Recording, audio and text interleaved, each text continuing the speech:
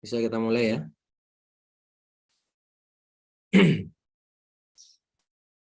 Tes suara jelas insya Allah. Jelas, Ustadz. Bismillahirrahmanirrahim. Assalamualaikum warahmatullahi wabarakatuh. Waalaikumsalam.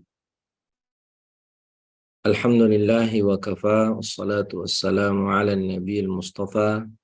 Alladhi la yantiqu anil hawa in huwa illa wahyun yuha. Wa ala alihi ahli sidqi wal wafa amma ba'd.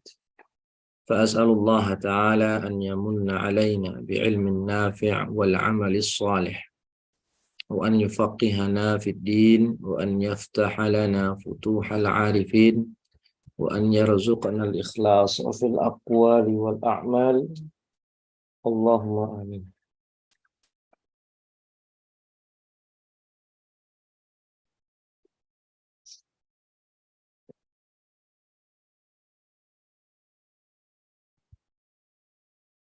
Para ikhwah sekalian, para santri Ma'had Habrul Ummah yang Allah muliakan, alhamdulillah, puji syukur kepada Allah Subhanahu wa taala. Pada pagi hari ini sebagaimana biasa, setiap Rabu pagi kita mengkaji dan menelaah kitab Fathul Qarib Al-Mujib, yang mana pada pekan lalu kita telah selesai membahas Kitabus Shiyam, dan hari ini kita lanjutkan kembali pembahasan kita dalam Kitabut Thaharah, yang kita berhenti pada pembahasan Babun Najasah. Salawat dan salam senantiasa tercurahkan buat Nabi kita Muhammad sallallahu alaihi wasallam beserta keluarga beliau, sahabat dan orang-orang yang mengikuti sunnah beliau hingga akhir zaman. Amin amin ya rabbal alamin. Para ikhwah sekalian, para tulab wa talibat, a'azani Allah wa iyyakum. Pembahasan kita sebagaimana tadi yang saya singgung, masuk ke pembahasan faslun fi bayanin najasat wa izalatiha. Ya. Nanti poin-poin yang akan dibahas kira-kira pengertian najis itu apa, kemudian apa saja jenis-jenis najis, dan bagaimana tata cara mensucikannya. Dan nanti juga disinggung apa saja najis-najis yang ma'fun anha, yang dimaafkan keberadaannya. Baik, langsung saja kita baca apa kata musannif di sini, Asy-Syarih Al-Allamah Ibnul Qasim Al-Ghazzi rahimahullahu ta'ala. Faslun fi bayani an-najasati wa izalatiha. Pembahasan tentang penjelasan najis dan cara menghilangkannya. Dan ini adalah kategori maqasidut taharah. Ya, maqasid taharah, yaitu izalatun najasah. Maqasid atau wasail, maqasid ya. Termasuk maqasidut taharah, yang terakhir adalah izalatun najasah.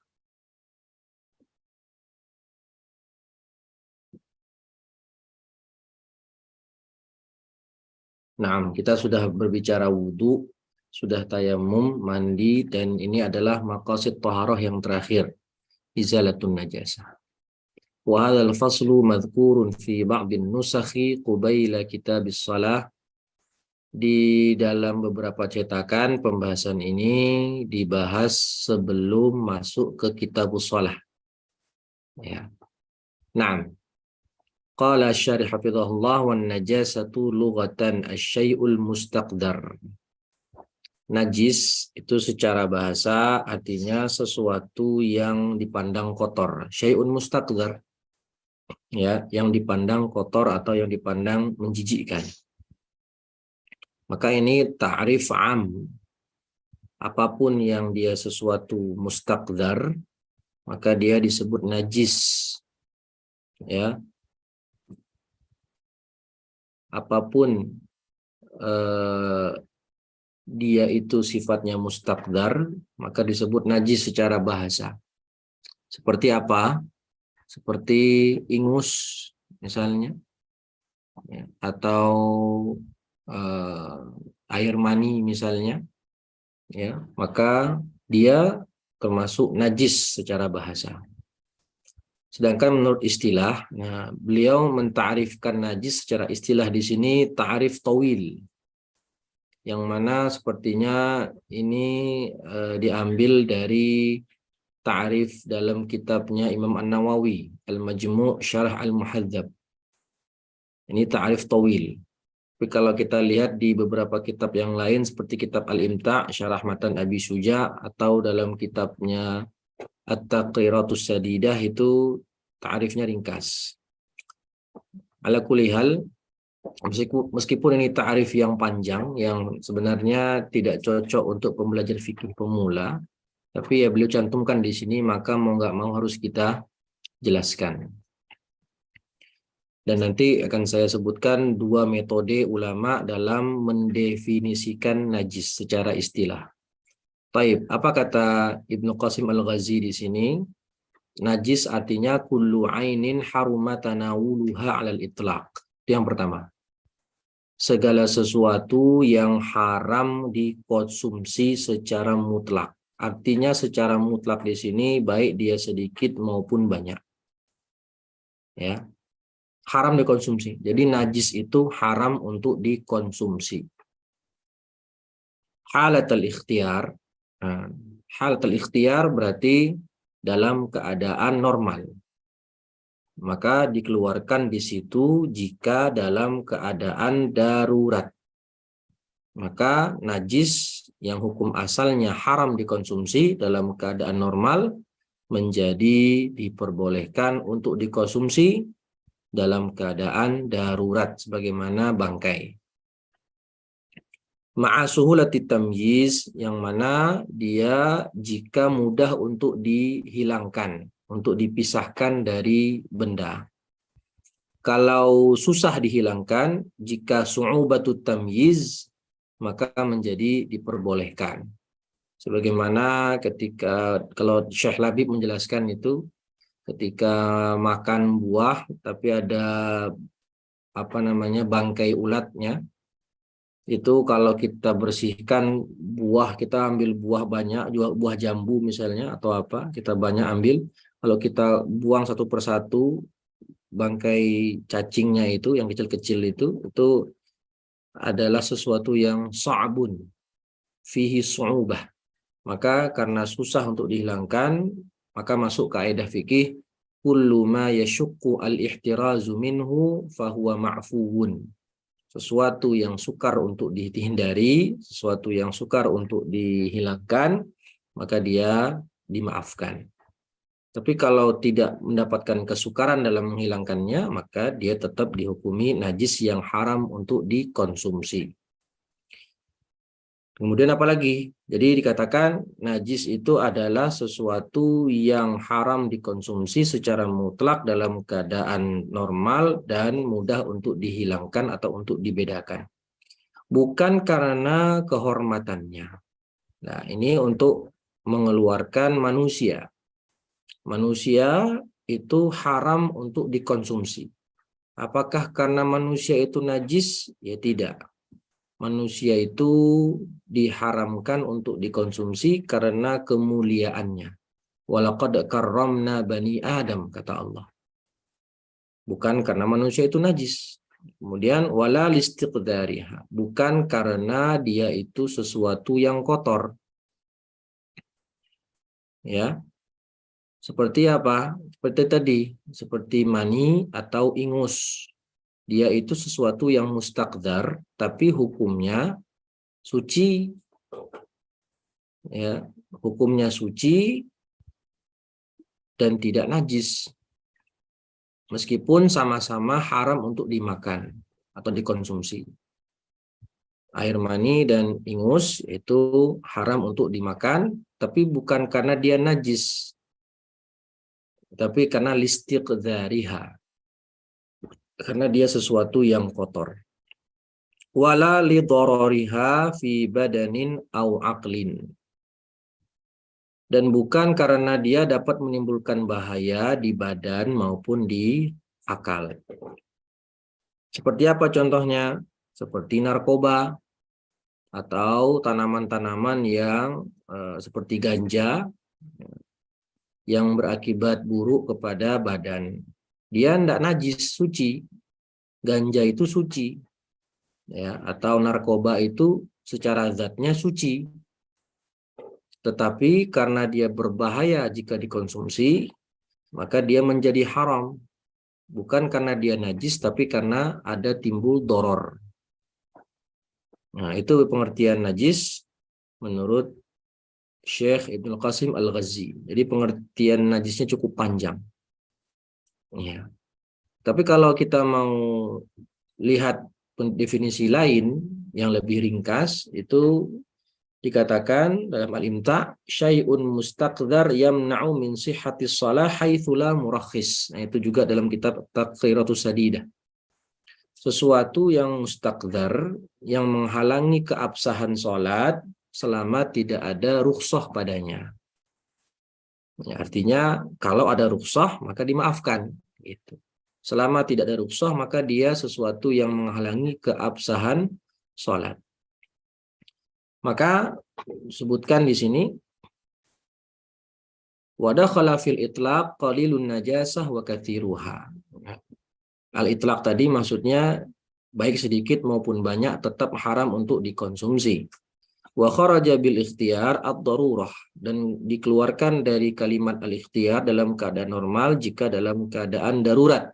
Fa innaha tubihu tanawulan najasah. Maka diperbolehkan mengkonsumsi najis dalam keadaan darurat. Ad-darurat tubihul mahdzurat. Wa bi suhulati tamyiz aklud dud al-mayyit. Wa kharaja bi suhulati tamyiz. Dan dikeluarkan dari kalimat suhulatut tamyiz adalah memakan ad-dudul mayyit, yaitu cacing yang sudah jadi bangkai. Tapi kalau cacingnya masih hidup, itu adalah hewan yang suci. Semua hewan itu suci dalam keadaan hidup kecuali anjing dan babi.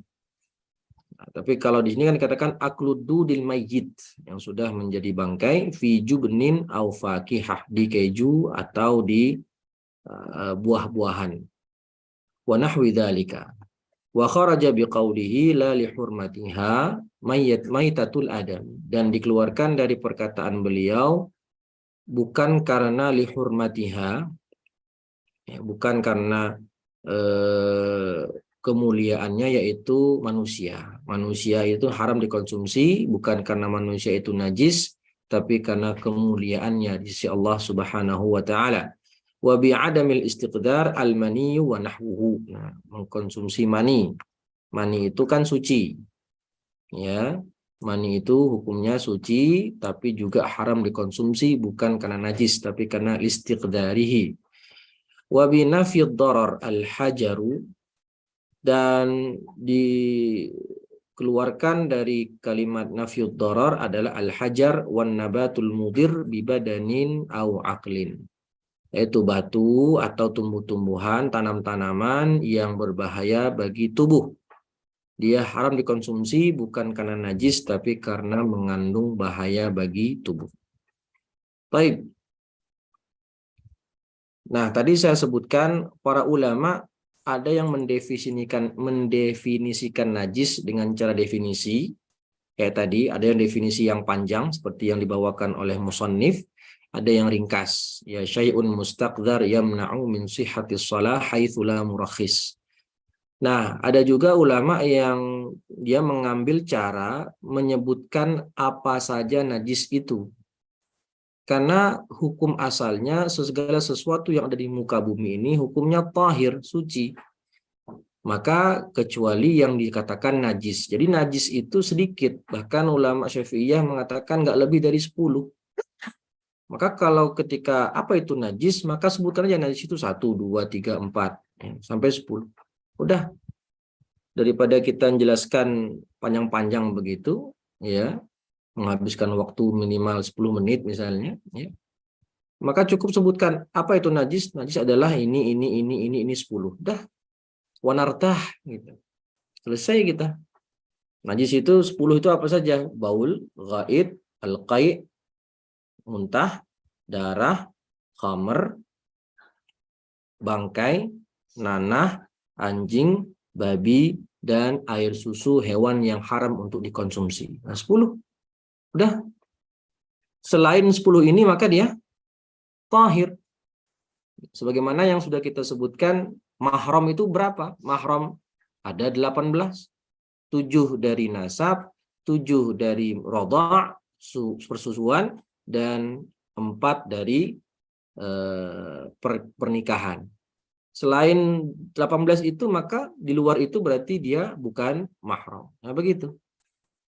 Jadi ada yang bil had, ada yang dengan mentarifkan najis, dan ada yang bil ad, hanya menyebutkan 1, 2, 3, 4 sampai 10. Taib. Tsumma dzakara al-musannif dhabitan. Nah, dalam bab najis ini ada beberapa dhabit fiqhi. Ya.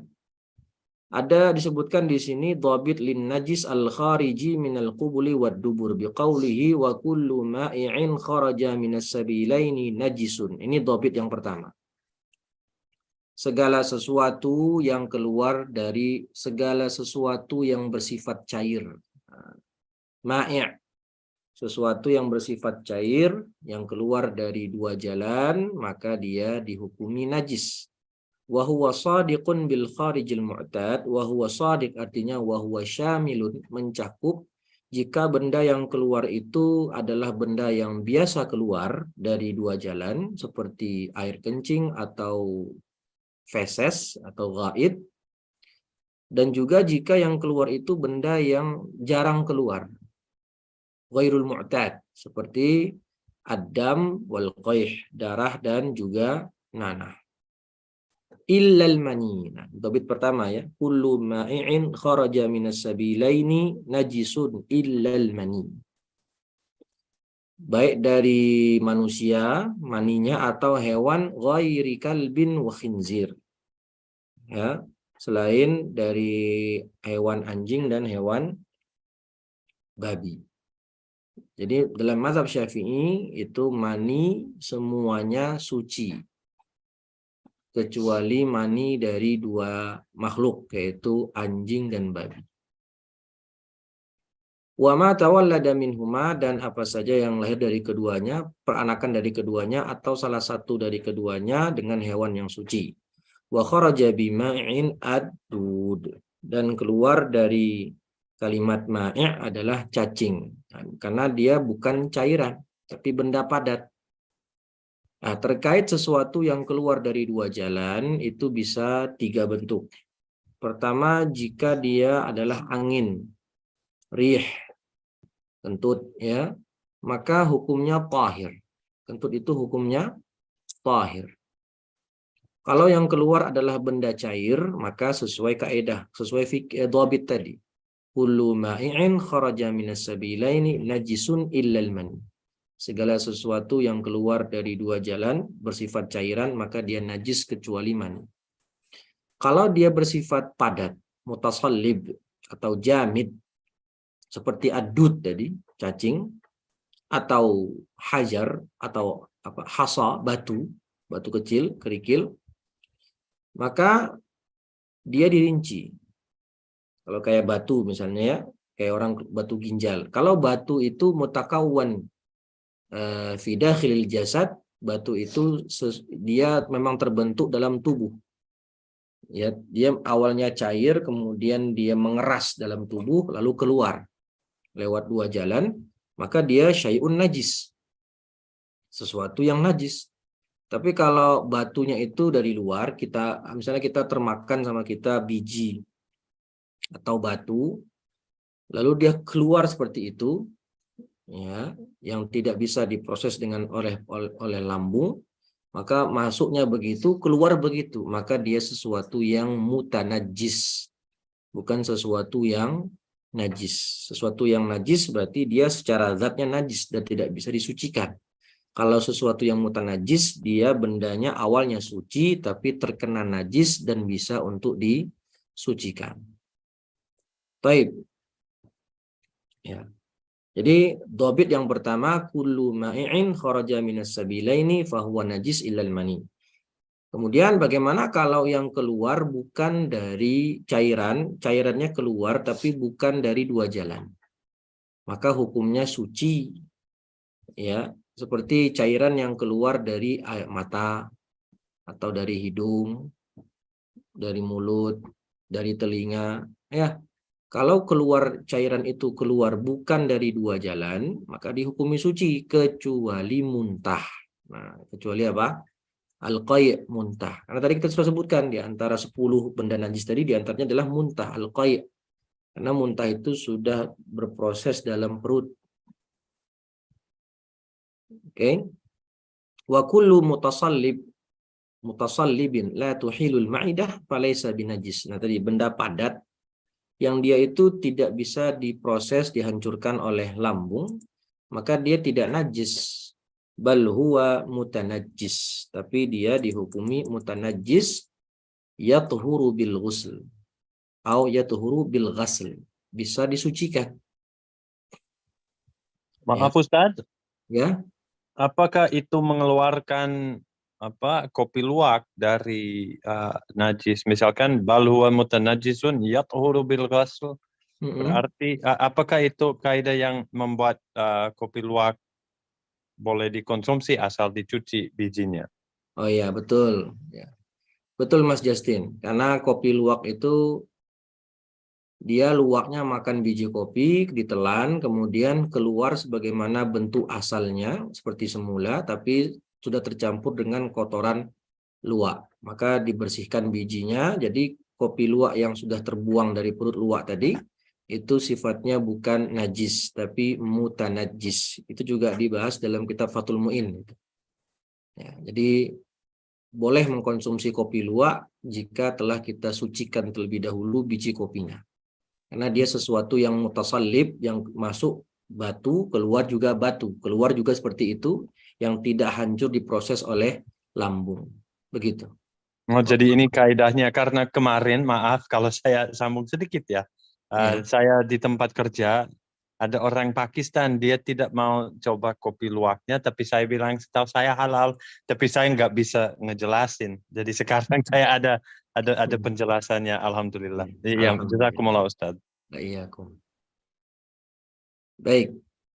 Wa fi ba'din nusakh wa kullu ma yakhruju bi lafdzil mudhari' wa isqatin ma'i. Ya, ini hanya perbedaan teks aja ya. Di sebagian teks itu tadi kan disebut wa kullu ma'in kharaja. Nah, di sebagian teks, sebagian cetakan itu wa kullu ma yakhruju. Tidak ada wa kullu ma'i'in, dan juga kalimat kharaja diganti dengan fi'il mudhari' yakhruju. Wa ghaslu jami'il abwali wal arwath walau kana min ma'kulil lahmi. Ya. Nah, dobit yang ketiga, ya, dobit yang ketiga berarti tadi kita bicara air mani ya. Maka air mani itu maniyu jami'il hayawan tahirun illal maniyil kalbi wal khinzir.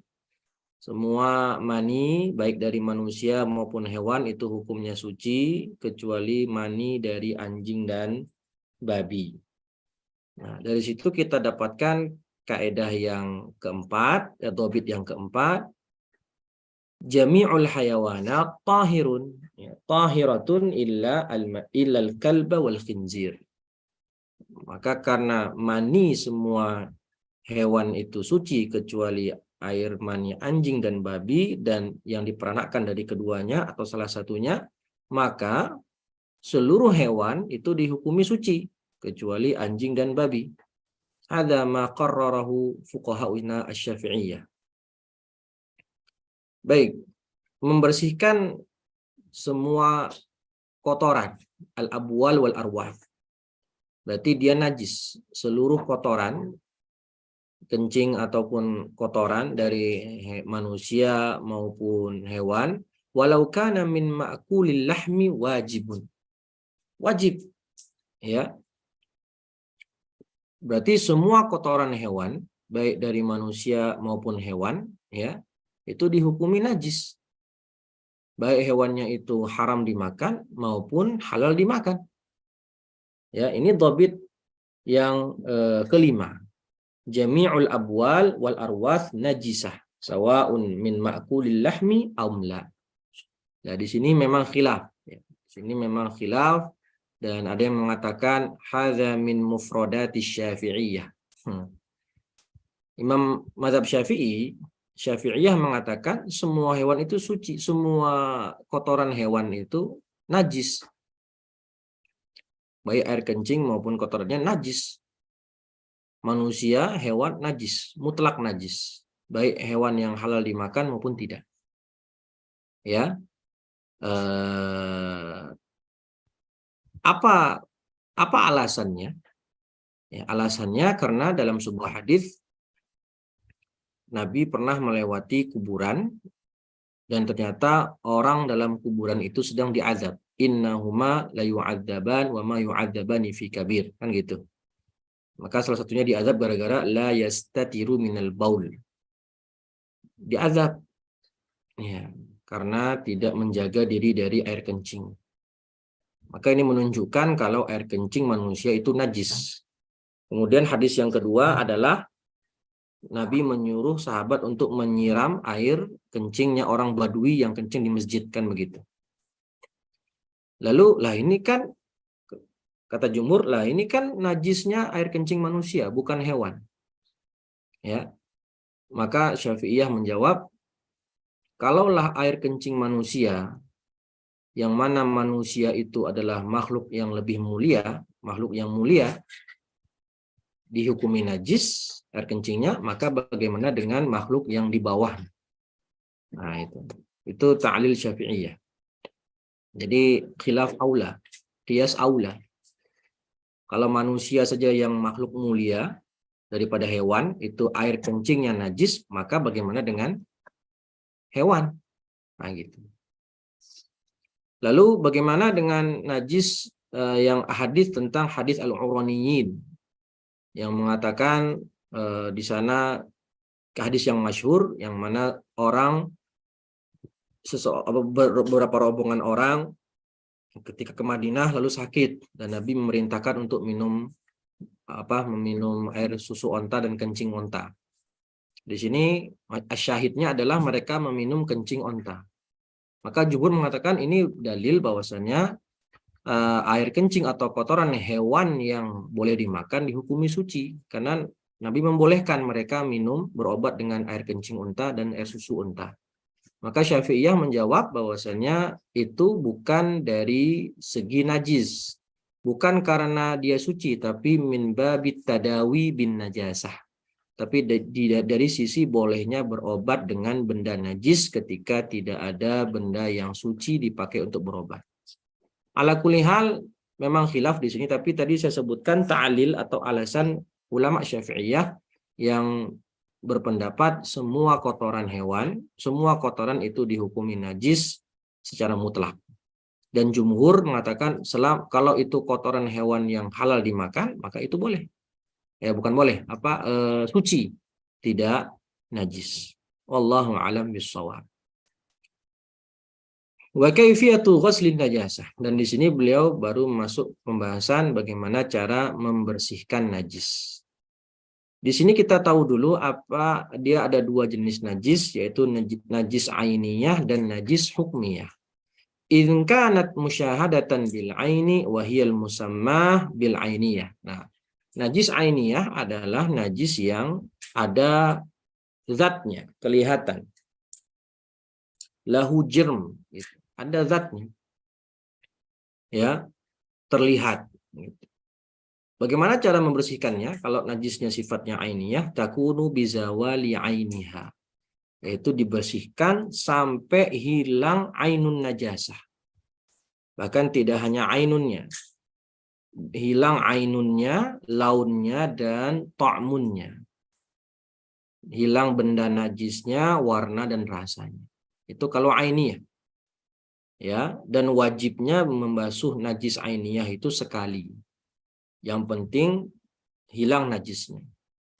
Kalau dengan sekali siraman najisnya hilang, maka yakfi. Hadza wajibnya segitu. Tapi disunahkan untuk sampai 3 kali supaya min babit ta'kid, supaya lebih yakin. Ya, apa dalilnya? Dalilnya adalah hadis Nabi SAW yang mana Nabi memerintahkan kita, bukan memerintahkan, ya mengatakan kepada kita, idza istayqadha ahadukum min naumihi fala yaghmis yadahu, ya, qabla an yaghsilahu thalathan atau kama qala.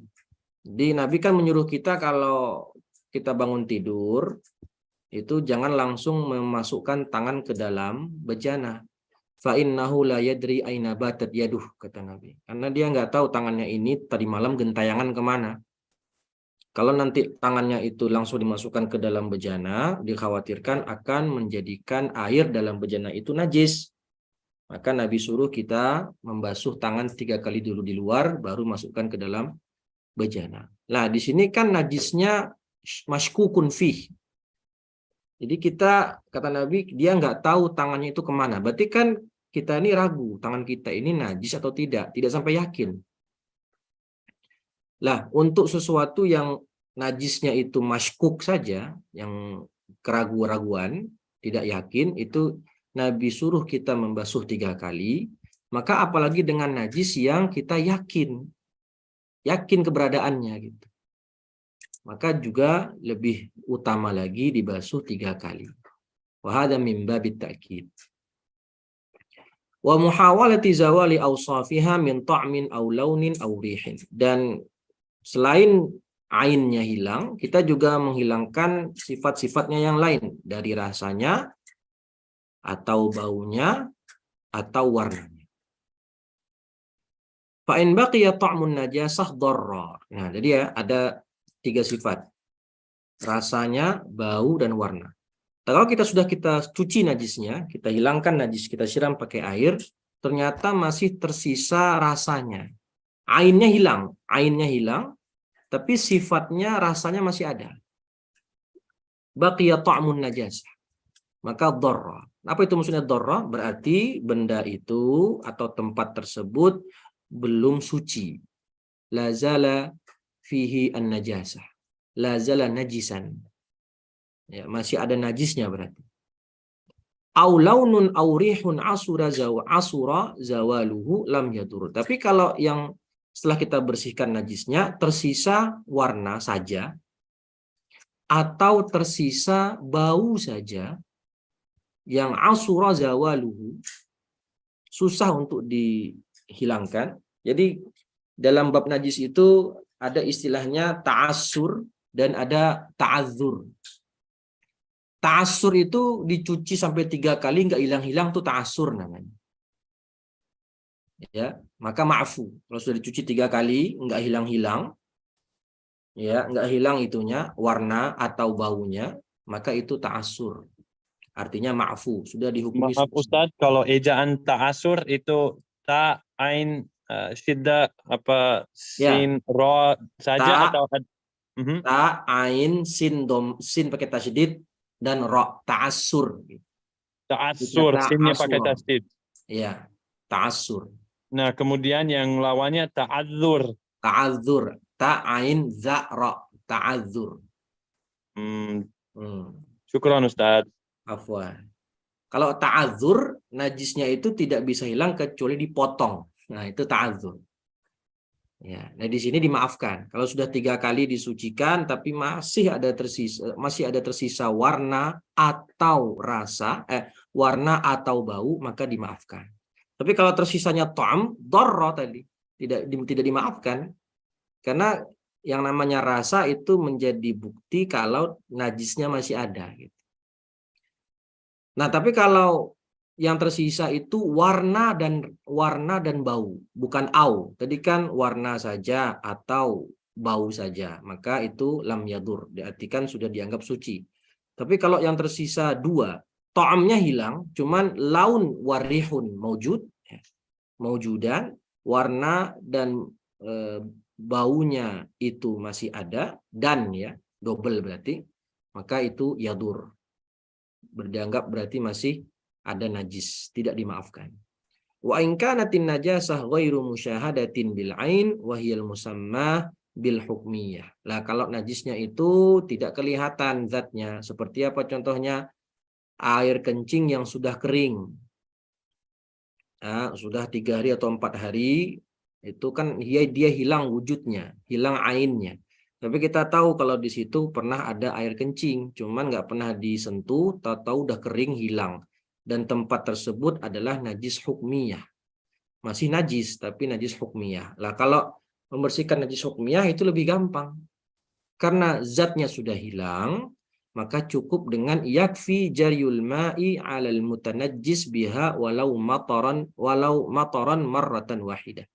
Cukup dengan siraman sekali saja, ya, dengan aliran air sekali saja, maka sudah dihukumi suci. Karena sifatnya najis hukmiyah. Baik. Thumma istathna al-musannifu minal abwal. Nah, di sini beliau membahas najis yang sifatnya mukhaffafah. Ya, najis yang mukhaffafah. Yaitu dikecualikan dari kencing, yang mana tadi kencing kan najisnya harus disiram sampai hilang. Dia ainiyah. Illa baulas sabiyil ladzi lam ya'kulit ta'am. Kecuali air kencing bayi laki-laki yang belum empasi, ya, belum memakan apapun kecuali ASI. Ai lam yatanawal ma'kulan wala mashruban ala jihati taghdhi. Dia tidak mengkonsumsi apapun, belum mengkonsumsi apapun selain ASI.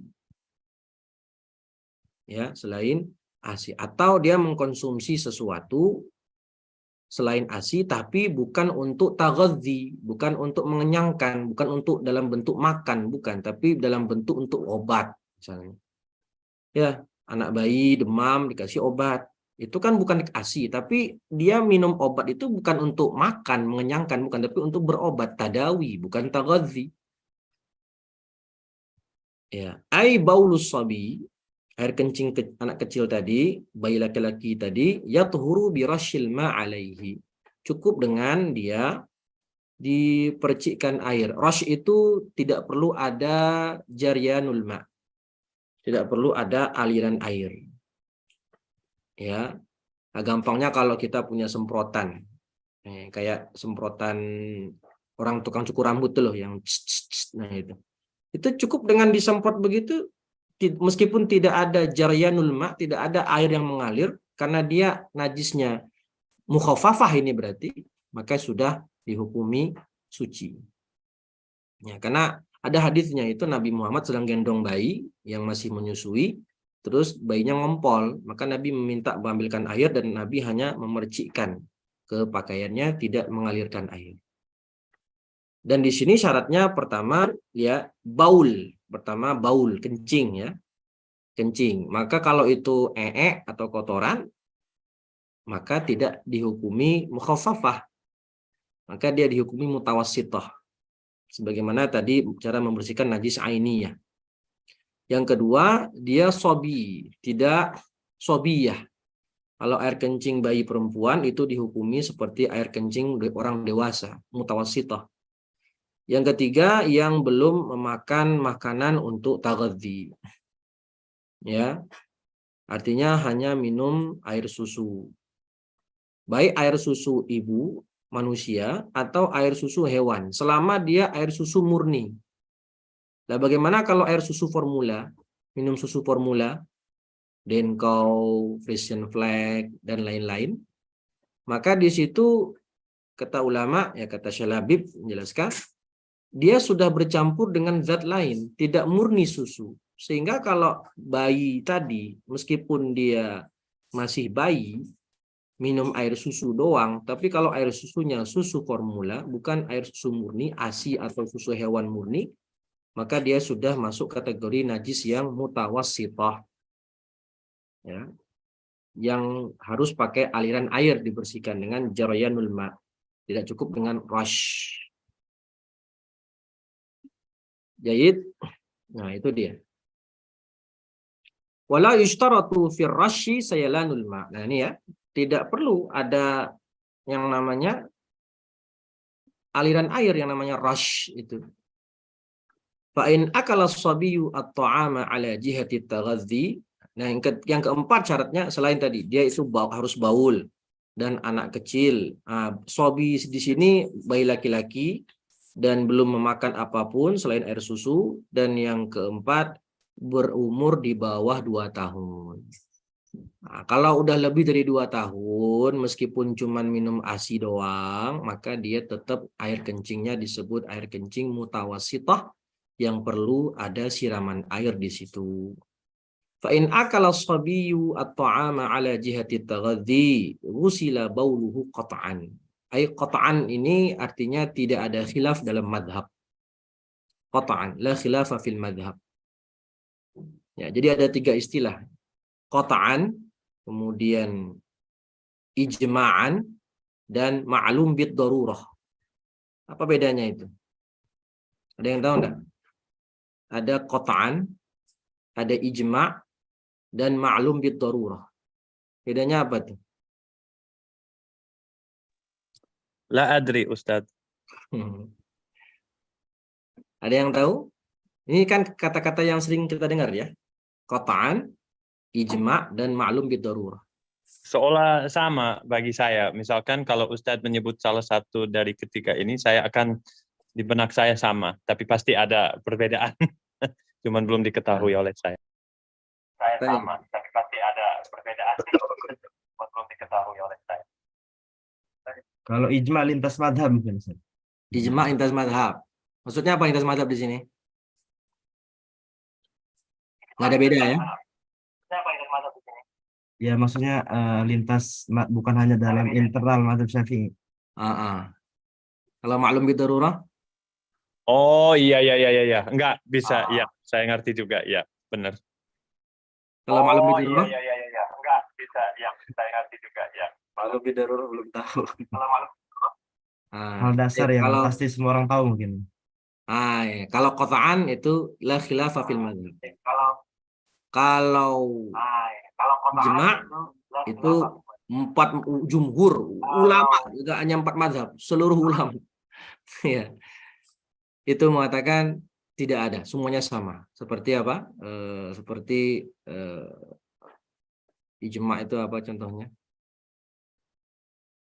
Wajibnya puasa Ramadan masalah. Ya. Itu ijma'. Atau ya bukan, yang itu kalau itu ma'lum bid darurah. Kalau ijma' itu contohnya jika air udah berubah sifatnya. Kalau air sudah berubah sifatnya, maka dikatakan ternajisi. Nah, itu ijma' itu. Ya, tidak ada khilaf antar madhab.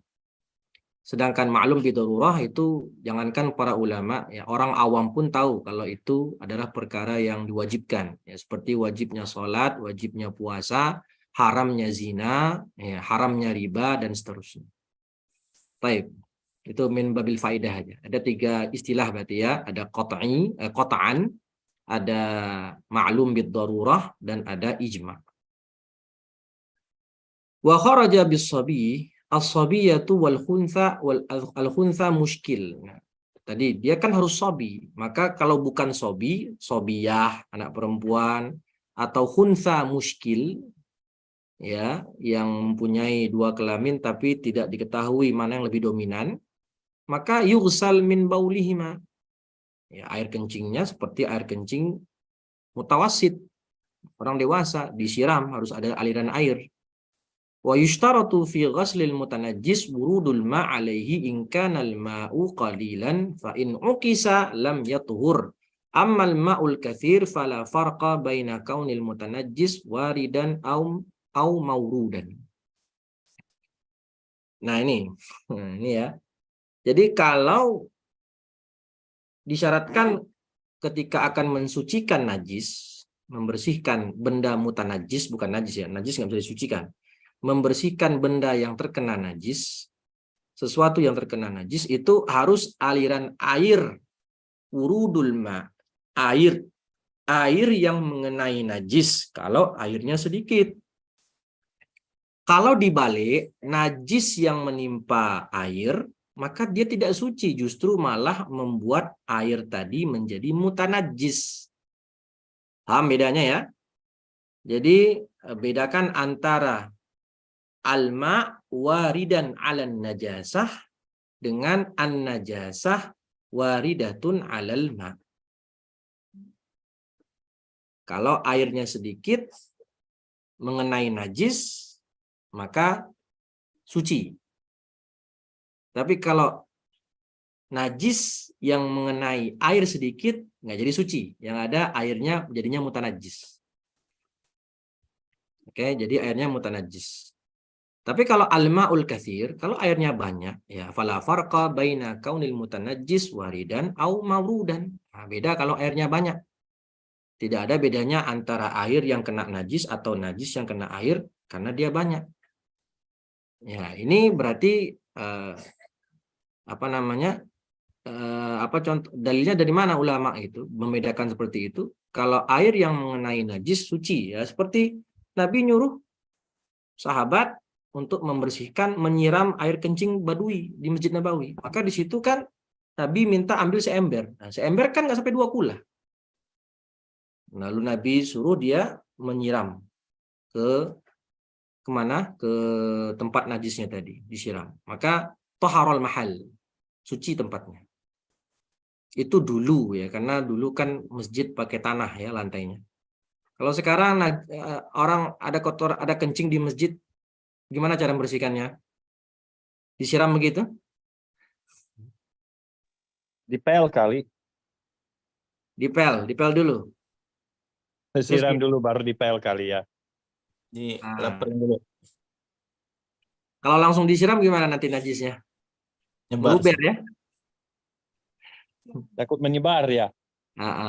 Meluber. Terus dipel tuh gimana? Jadi diambil lap kering, kemudian diilap najisnya tadi sampai hilang ainnya, ya, sampai hilang ainnya.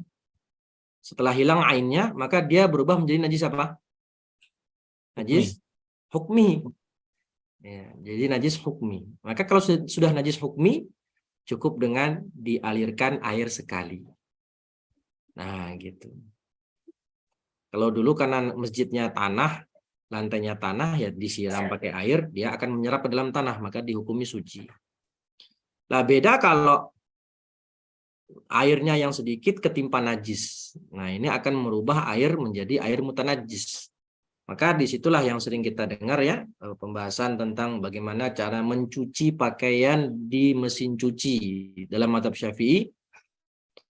Maka kalau kita udah isi airnya, kemudian kita masukkan pakaian kita itu ada najis. Ya, air mesin cuci udah terisi air, terus kita masukin ke dalam mesin cuci baju kita yang ada najisnya, maka nggak jadi suci. Kenapa? Justru airnya menjadi mutanajis. Tapi yang benar bagaimana? Ya kita taruh, kita cuci, kalau bisa cuci dulu di luar, cuci dulu baju kita di luar yang najis tadi. Jadi bedakan, dipisah antara baju kotor dengan baju mutanajis. Ya, kalau baju kotor cukup bisa pakai sabun kan ya. Tapi kalau baju yang mutanajis nggak bisa pakai sabun, harus pakai air dulu, baru habis hilang najisnya baru bisa pakai sabun. Kita cuci dulu baju yang ternajisi di luar. Setelah itu baru kita masukkan ke dalam mesin cuci. Atau kita masukkan bajunya dulu, ya, baru kita siram pakai air sekali. Kita siram pakai air, maka di situ kan air menimpa najis, bukan najis yang menimpa air. Setelah itu dibuang, baru diisi air lagi, baru dikasih sabun. Wallahu a'lam bishawab. Mesti dibuang ya, Ustaz ya, yang pertamanya? Ya, dibuang dulu. Dibuang, jadi 3 kali prosesnya. Ya, karena kan dia najis nih baju, nah, terus kita siram pakai air kan dia mengenang. Ya, maka dibuang dulu. Nah, dibuang, maka baju sudah menjadi suci. Setelah itu baru diisi air lagi, baru dikasih sabun. Baru dipucak-pucak, putar-putar, dibuang lagi, baru dikasih air lagi, dikasih molto. Akan begitu ya. Kalau yang pertamanya itu langsung dipakai sabun tuh gimana Ustaz hukumnya? Ya Yang nanti pertama dia tadi. airnya kan bercampur dengan sabun, jadi nggak jadi suci jadinya, nggak jadi suci. Kalau Enggak, sudah maksudnya bercampur, kan pertama diguyur sama air kan. ya Nah, itu kan sudah mensucikan tuh ya. sudah. Ya. Nah, tapi setelah itu dipakai buat sabun gitu. Maksudnya buat nyuci air itu. Gimana itu hukumnya, San? Oh, air yang pertama tadi nggak dibuang, dibiarkan aja. Iya, dipakai aja, dipakai buat nyuci. Ya nggak bisa, nggak bisa, karena dia harus dibuang dulu. Karena kalau belum dibuang nanti bercampur dengan air yang pertama sabunnya, jadinya nggak mensucikan jadinya.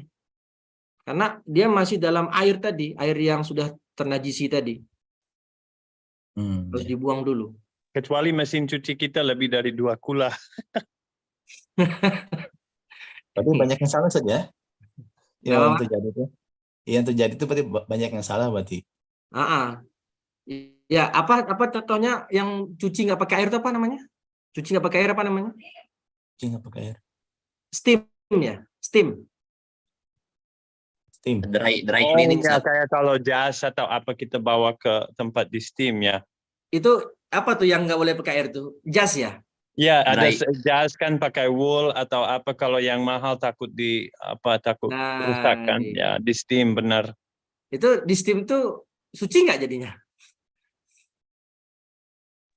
Steam itu uap mengandung air, Ustaz. Iya, uap. Uap mengandung air kalau steam itu. Dry cleaning. Iya, dry cleaning ya. Nah, kata Mas Ahlan Bestari. Ya, makasih Mas. Itu mengandung air tuh steam itu. Tapi ada ini nggak? Ada sayalanul ma nggak? Saya nggak tahu loh, benar saya nanya ini. Ada nggak di sana aliran air? Jaryanul ma. Untuk Tidak steam. ada, dia bentuknya bukan cair kan? Dia jadi bentuknya jadi gas bentuknya. Ya, berarti tidak ada aliran air. Padahal disebutkan di sini harus ada jaryanul ma atau sayalanul ma. Ya. Yang namanya ghasl itu baru disebut ghasl kalau ada aliran air. Sama juga kalau wudhu ya. Sudah kita bahas dalam wudhu kan ya. Berarti gimana tuh kalau jas yang kotor terus ada, kalau kotor oke lah, tapi kalau jasnya ternajisi. Nah. Ya kita harus cari ketahui titik dinajisin dulu. Kita harus obatin itu dulu, baru kita bawa ke dry cleaning ya. Berarti ya harus, namanya membersihkan najis itu harus dengan air, nggak ada dengan yang lain. Iya betul. Harus ada aliran air tadi. Maka dicuci dulu ya, mana tadi yang terkena najis dari jas tadi, cuci dulu sampai bersih, sampai hilang najisnya, baru dibawa ke dry cleaning tadi. Karena nggak bisa suci hanya dengan tadi semprotan gas ya, nggak bisa. Karena harus ada sayalanul ma. Nah ini ya, kalau yang ingin buka usaha laundry ini harus tahu nih fikihnya nih. Ada nggak ini dry cleaning syariah yang ini? Oh, nggak tahu saya Mas. Belum ada yang ngerti tentang ini Saya kali. juga Biasanya nggak pernah non-muslim dry yang punya. cleaning. Ya. Kalau laundry biasa aja, nggak pakai dry Iya. cleaning. Saya juga jarang, Ustadz.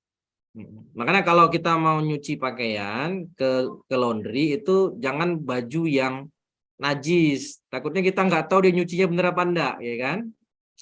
Nah, jadi kita ke laundry itu cuci pakaian yang kotor saja. Kalau kotor kan nggak najis, maka dia bisa dicucikan dengan sabun, terserah dia. Tapi kalau baju kita najis, mending kita yang cuci sendiri. Nah, kita yakin kalau dia sudah suci.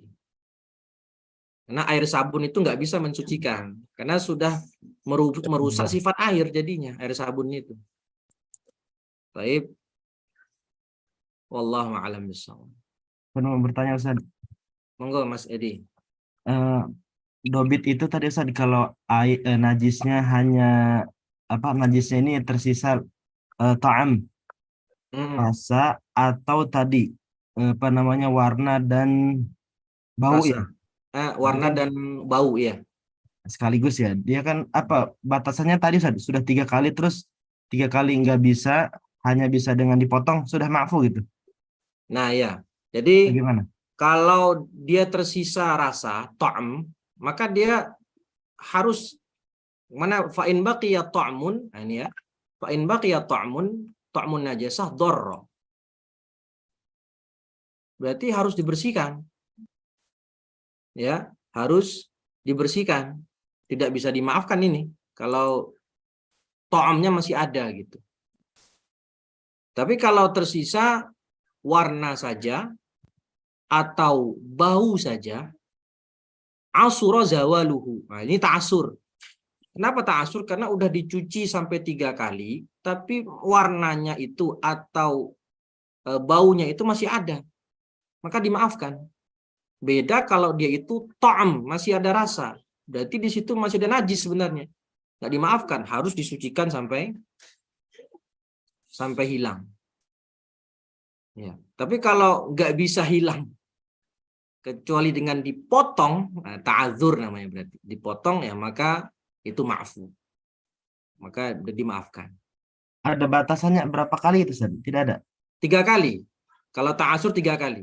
3 Nah, kali yang ta'am tadi, Ustaz, yang ta'am terus dihilangkan sampai nanti batasan nggak bisa hilang kecuali dipotong. kalau ta'am berarti nggak sampai 3 kali, berarti terus dicuci, nggak hilang-hilang ta'amnya nih.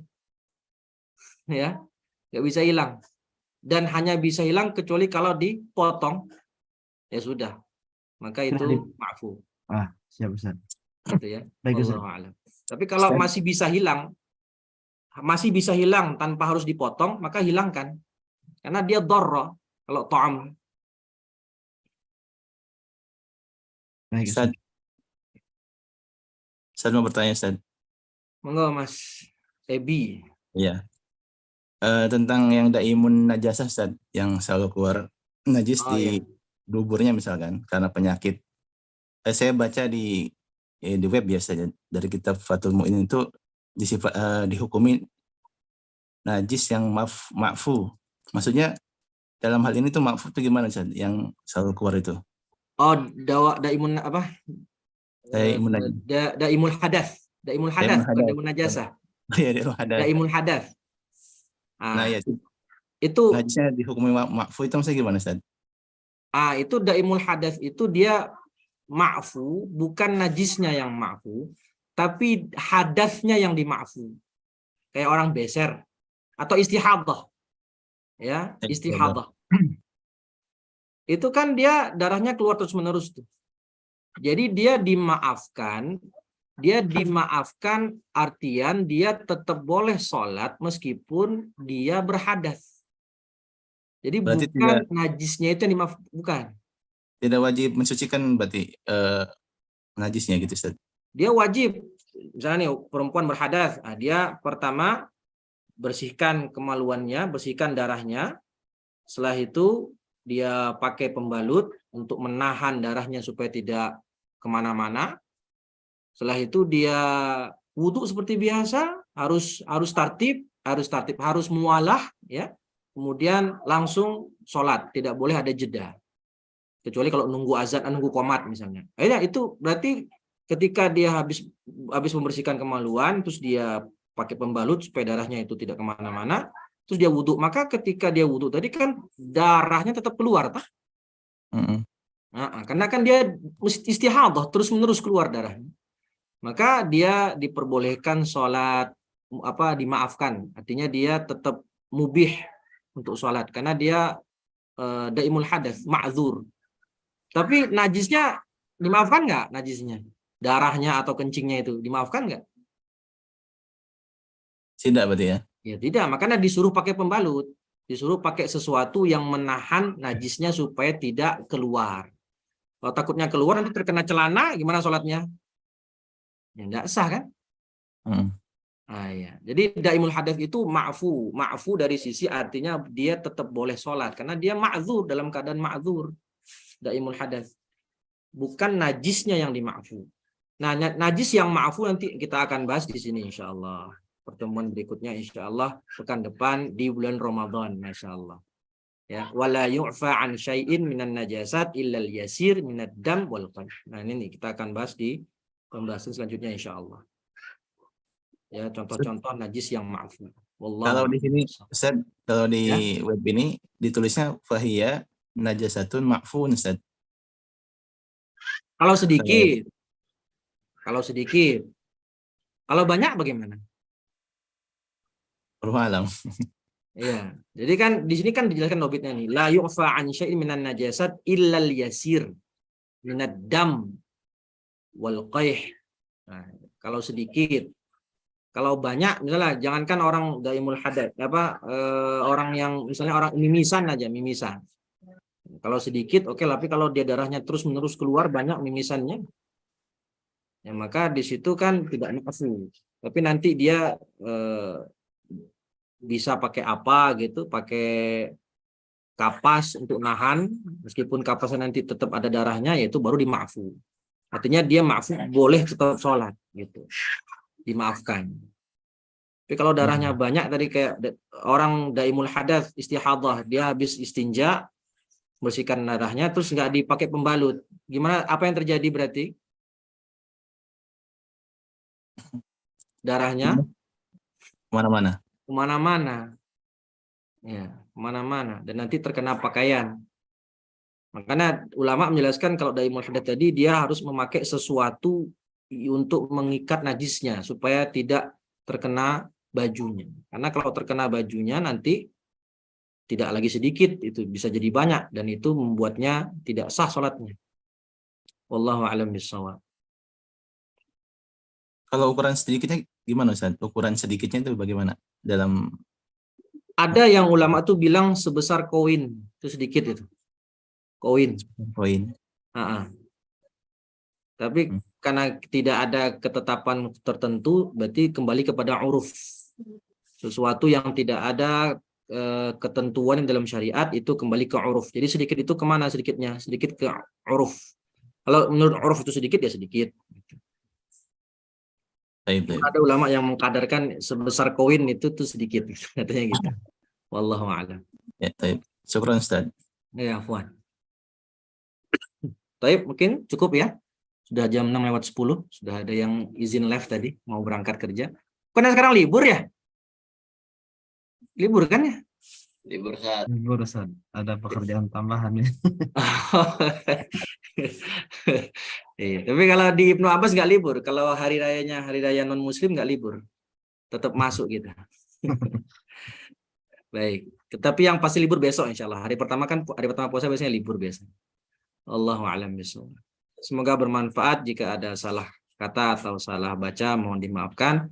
Wallahul muwaffiq ila aqwamit thoriq. Subhanakallahumma wa bihamdika asyhadu an la ilaha illa anta astaghfiruka wa atubu ilaih. Assalamualaikum warahmatullahi wabarakatuh. Waalaikumsalam. Waalaikumsalam warahmatullahi wabarakatuh. Syukran Ustaz. Naam, afwan, barakallahu fiik.